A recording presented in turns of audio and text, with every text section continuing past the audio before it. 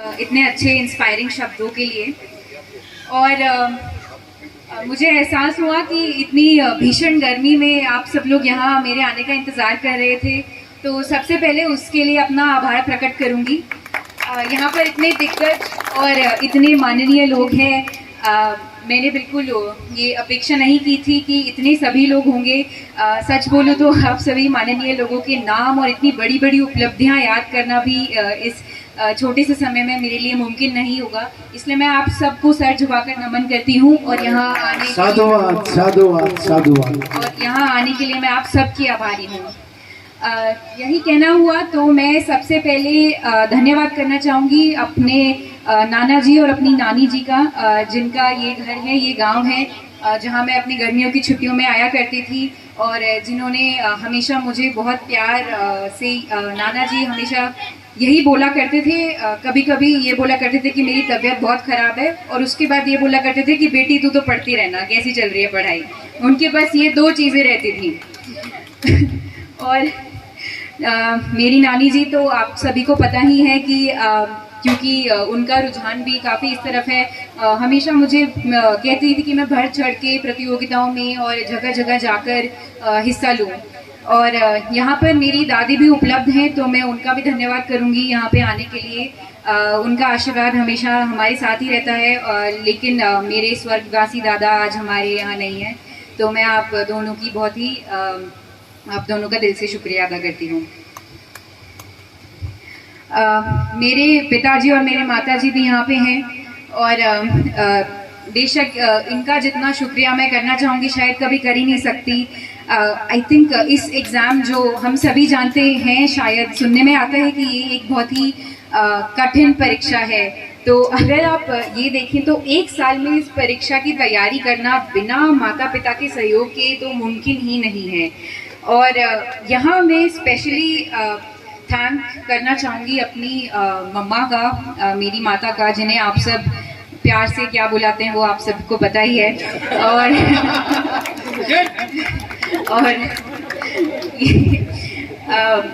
तो कदम कदम पे इन्होंने मेरा साथ निभाया। मैं ये नाम बताऊंगा जरूर, क्या बुलाते हैं हम लोग, बिटिया बुलाते हैं बिटिया के। मुझे मार पड़ेगी। कदम कदम पर इन्होंने मेरा साथ निभाया जैसा शायद ही कोई निभा सकता है। और आई थिंक जब मुश्किल समय होता है तब एक यूं ही होती हैं जो नज़रों के सामने सबसे पहले होती हैं, गिरने पे संभालने को सबसे पहले सबसे पास में वही खड़ी रहती हैं हर समय। क्योंकि परीक्षा इतनी चैलेंजिंग होती है, आप सभी को मैं थोड़ा सा बता दूं कि इस परीक्षा के 3 भाग होते हैं।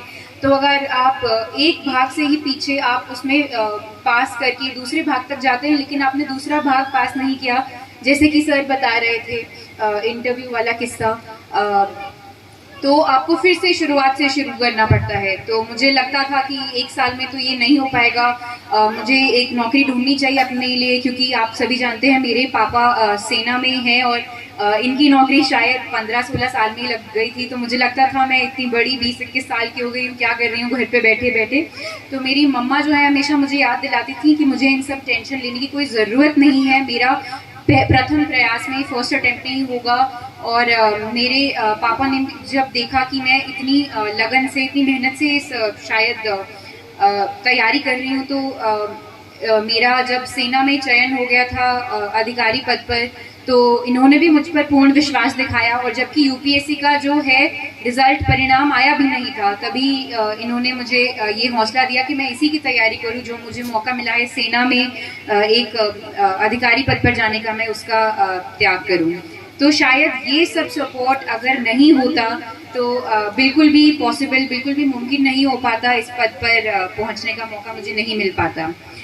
दूसरी बात मैं कहूँगी कि थोड़ी कुछ समय पहले नाना जी यहाँ पे कह रहे थे कि अब मिलना जुलना कम हो जाएगा, लेकिन मैं आप सबको बता दूं कि ऐसा बिल्कुल भी नहीं है। ये भारतीय सिविल सेवा है, ये लोक सेवा है। जो परीक्षा होती है वो संघ लोक सेवा आयोग होती है। संघ मतलब पूरे भारत, के लोगों की सेवा की परीक्षा होती है। और आप सभी तो अपने हैं। इतना जो भव्य स्वागत मुझे यहाँ पे मिला है, मैं वैसे काफ़ी जो फौजी ट्रेनिंग मुझे मिली है उसके हिसाब से मैं काफ़ी शायद कठिन हूँ, लेकिन आंखें एक पल के लिए मेरी भी नम हो गई थी जो इतना भव्य स्वागत मिला है। शायद जब मैं ये परीक्षा की तैयारी कर रही थी, इतने कभी कभी ऐसा लगता था पता नहीं हो पाएगा या नहीं हो पाएगा, और ये जो 1-2 साल की तैयारी होती है, इतना भव्य स्वागत देख के ऐसा लगता है कि ऐसी तैयारी तो इंसान 10 बार कर ले अगर इतना प्यार और इतना क्या सम्मान बात, बहुत सुंदर, बहुत सुंदर। लगता है कि जो मेहनत है वो व्यर्थ नहीं गई है, और आप सभी का सेवा करने का जो मौका है वो मुझे भगवान की दया से एक छोटी उम्र में मेरा सिलेक्शन हुआ है, तो मुझे बहुत लंबा टाइम मिलेगा आप सभी को जानने का, पहचानने का, और आप सभी की सेवा में जुटे रहने का। और यही मेरा प्रयास रहेगा कि मैं अपने पूरे परिवार वालों से जो है वो प्रेरणा लेके आप सभी की सेवा में जुटी रहूं, और यही मेरी दुआ रहेगी कि आप सभी ने जैसे मेरा मार्गदर्शन करने का प्रयास करने मैं वही साथ अपने लेके चलूं, और वही मुझे बार बार याद दिलाते रहे कि मेरी पहली जिम्मेदारी है आप सभी लोगों, मेरे देश के लोगों की सेवा। फिर मैं ज़्यादा समय ना लेते हुए धन्यवाद करना चाहूँगी मेरे परिवार की जो इतनी सारी महिलाएं हैं। मेरी इतनी सारी मासियाँ हैं, मेरी मामी जी भी हैं यहाँ पे, मेरी नानी है, मेरी माँ है, और मेरी इतनी सारी मामियाँ हैं जो गांव की, जिनको मैं शक्ल से ज़रूर जानती हूँ, नाम अभी शायद याद नहीं आएगा पर मैं आपको ज़रूर पहचानती हूँ। और इतनी सारी दीदियाँ हैं, मैं उन्हें जानती हूँ। कहीं ना कहीं हम सबका ये सपना होता है कि हम एज अ लड़की, एज अ बेटी, हमें भी उतना ही समाज में सेवा करने का मौका मिले। इनफैक्ट सिलेक्शन के बाद मेरी जो मासी है, जो रीना मासी हैं, इन्होंने मुझे बोला कि बचपन का इनका एक खुफिया सपना था कि वो एक पुलिस अधिकारी बने, ऐसी पुलिस यूनिफॉर्म में आए, और आज अगर मुझे ये मौका मिला है तो वो मुझ में अपने आप को देखेंगी। तो जब ऐसे शब्द सुनने को मिलते हैं तो सचमुच लगता है कि वो मेहनत तो सच में कुछ भी नहीं थी जो इतना प्यार मिल रहा है। शायद ही कभी अपेक्षा नहीं की थी कि कोई भी विद्यार्थी नहीं करता कि केवल एक परीक्षा पास करने से इतना प्यार और इतना मौका मिलेगा आप सभी को इतने करीबी से, इतनी नज़दीकी से जानने का, सबसे इतनी बातचीत करने का। और मैं फिर से दोहराना चाहूँगी कि ये बस कहने की बातें नहीं है, मेरे पूरे करियर में मेरा यही प्रयास रहेगा कि मैं जितना हो सके लोगों के करीब रहूं, उनकी समस्याएं जानूं और उनकी समस्याएं उलझाने का प्रयास करती रहूं। और इसी के साथ मैं जो बच्चे यहाँ पे आए हैं, शायद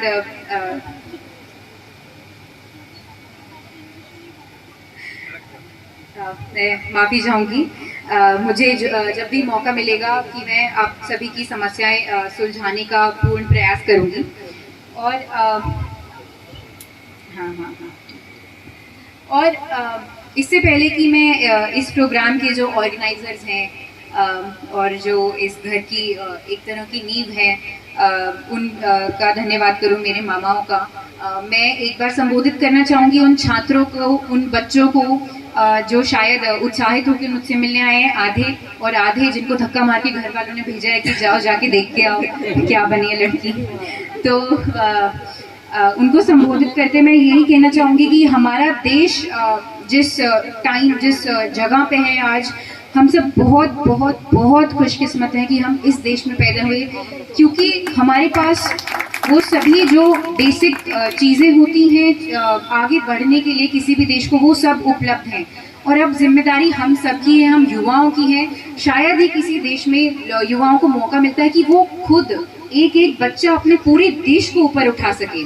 तो वो जिम्मेदारी हम सब पर है, वो मौका हम सबको मिलेगा। अगर आप मेरी बात को सोचें तो हमारे पास सब चीज़ है, बस अभी जिम्मेदारी हमारी कि हम मेहनत करें, हम इस देश के अच्छे नागरिक बने और पूरे देश को ऊपर उठाएं, ताकि हमारा देश जो है, इनके लोग जो है वो दुनिया में सर्वप्रथम हमेशा बने रहे। और बाकी आप किसी भी क्षेत्र में जाएं, चाहे वो डॉक्टर हो, इंजीनियर हो, चाहे आप कोई आर्टिस्ट बने, चाहे आप यूपीएससी की परीक्षा पास करें, चाहे आप पॉलिटिक्स में जाके मुख्यमंत्री बने या पार्षद बने, आप जो भी बने वो दिल से बने। आप दिल से करेंगे तो आप लोगों का ध्यान रखेंगे अपने मन में, आपके अंदर वो प्रेरणा होगी, आपके अंदर वो उत्साह होगा कि आप जो भी करें उसमें लोगों का स्वार्थ हो, किसी और का निस्वार्थ भावना से आप लोगों की सेवा कर पाएँ। हमारे देश को बहुत ज़रूरत है इस समय एंटरप्रेन्योर्स की, साइंटिस्ट्स की, वैज्ञानिकों की, जो रिसर्च में जा रहे हैं उन बच्चों की। और मुझे यकीन है कि जिस प्रकार की सुविधाएं हमें दिन ब दिन उपलब्ध होती जा रही हैं, उस हिसाब से आप में से ही कई बच्चे जो हैं एक दिन जाके वो वैज्ञानिक बनेंगे, वो शोध बनेंगे जो भारत को नंबर 1 पोजीशन पे ले जाएगी। भारत की जो शोध होगी वो पूरे विश्व में अपनाई जाएगी। तो मेरी आप सभी से यही प्रार्थना है कि अपने जो यूथ का मैं आपको ये कह सकती हूँ कि इस परीक्षा की तैयारी करने के लिए मैंने अपने आप को एक मंत्र दिया था कि यही 1-2 साल हैं इस पूरी शायद जिंदगी के यही कुछ साल है जहाँ मैं बस अपनी जान झोंक दूँ, पूरी मेहनत करूँ, किस रिजल्ट की सोचूं ना। मेरा बस काम है कि मैं पूरी जान झोंक दूँ। जब जब भी मुझे लगता था, थोड़ी कमजोरी महसूस होती थी, तो मैं बस अपने आप को ये दिलाती थी कि बस ये 1-2 साल पूरी मेहनत लगा दो और उसके बाद जो परिणाम मिलेगा, जो ज़िंदगी भर के लिए सीख मिलेगी, वो पूरी ज़िंदगी मेरे बहुत काम आने वाली है, वो मुझे बहुत अच्छी सीख देगी। तो मेहनत के ये कुछ साल हैं, उसके बाद मुझे मौका मिलेगा कि मैं आप सभी के बीच में आके सेवा करूं। अपनी किताबों से ज़्यादा मैं आप सभी की समस्याओं में रुचि लूं, उन सभी को सुलझाऊं। और यही मेरा मानना है कि आप अगर स्कूलों में हैं, कॉलेज में हैं, तो आप भी अपने आप को यही याद दिलाइए कि बहुत अच्छे से पढ़िए, जी जान लगा के करिए जो भी कर रहे हैं कुछ समय के लिए, और फिर आपको बहुत ही अच्छा परिणाम, बहुत अच्छे रिटर्न्स मिलने वाले हैं।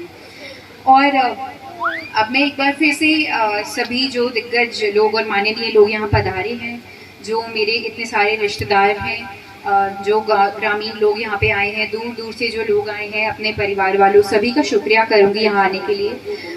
और अब मैं एक स्पेशल थैंक्स करना चाहूँगी अपने मामा जी को, मेरे बड़े मामा जी जिनको आप सभी जानते हैं, श्री कैलाश चंद कौशिक, और मेरे छोटे मामा जी नवीन शर्मा जी, उन सभी का धन्यवाद करूँगी।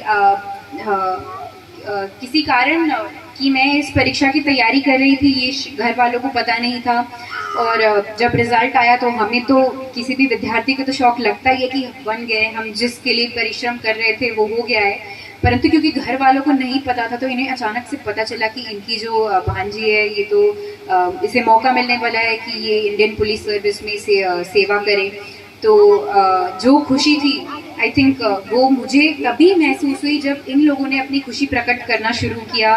मेरे मामा जी दोनों इतने उत्साहित हुए, और इतने उत्साह से मुझसे कब से बात किए जा रहे हैं। यही लोग मुझे बोल रहे हैं कि घर आओ जल्दी, तुमसे मिलना है। और एक जितना प्यार मुझे अपने मामा जी और अपनी मामी जियों से मिलता है, मैं बहुत खुशकिस्मत हूँ।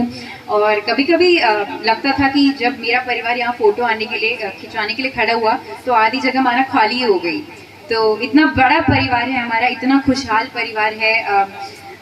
खुशकिस्मत हैं हम, खुशकिस्मत हैं वो बच्चे जिन्हें इतने बड़े परिवार में इतने प्यार से जो है वो पाला जा रहा है। इतने बड़ी परिवार में हमें अपने लोगों से जो मिलने का, जो कनेक्टेड होने का मौका मिलता है, वो शायद कहीं और नहीं मिलता। तो मैं एक बार फिर से थैंक यू करना चाहूँगी मामा जी का, मामी जी का, और सभी लोगों को जो यहाँ पे आए हैं। और मेरा दिल से धन्यवाद यहाँ आने के लिए। और मेरी बस यही आशा रहेगी कि मैं अब जो मैंने अपनी पढ़ाई की है, उसी तरह से मैं अपनी जान झोंक दूँ आप सभी की सेवा के लिए। धन्यवाद।